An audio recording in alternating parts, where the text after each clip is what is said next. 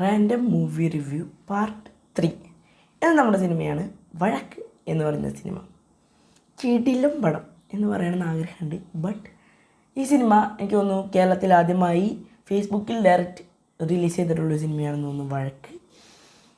നമ്മുടെ ടൊവിനോൻ്റെ പേരിൽ വേറൊരു റെക്കോർഡ് കൊണ്ട് കിലോമീറ്റേഴ്സ് ആൻഡ് കിലോമീറ്റേഴ്സ് എന്ന് പറഞ്ഞ സിനിമ ഡയറക്റ്റ് ഏഷ്യാനെറ്റിൽ റിലീസ് ചെയ്തത്. അതുപോലെ തന്നെ ഈ സിനിമയുടെ നായകൻ നമ്മുടെ ടൊവിനോ തോമസ് തന്നെയാണ്. സിനിമയെ പറ്റിയുള്ള എൻ്റെ വ്യക്തിഗതമായ അഭിപ്രായം പറയുകയാണെങ്കിൽ എൻ്റെ പൊന്നു 1.5 മണിക്കൂർ തികച്ചില്ല പടം. ബട്ട് പടത്തിൻ്റെ ലാഗ് എൻ്റെ പൊന്നു, ഞാൻ എൻ്റെ ജീവിതത്തിൽ ഇത്ര അതായത് ലാഗായിട്ടൊരു പടം കണ്ടിട്ടില്ല. തുടക്കം തൊട്ട് അവസാനം വരെ ലാഗ്, ഇടയിൽ കുറച്ച് ത്രില്ലിങ് എലമെൻസ് ഒഴിച്ചെടുത്തിയ ബാക്കി പടം മൊത്തം ലാഗാണ്. ടൊവിനൊക്കെയാണ് സിനിമയ്ക്ക് വേണ്ടി പൈസ ഇറക്കിയെന്ന് പറയുന്നുണ്ട്. ചിലപ്പോൾ അറിയില്ല, ഇങ്ങനത്തെ സിനിമകൾ എൻജോയ് ചെയ്യുന്നവരുണ്ടാവും.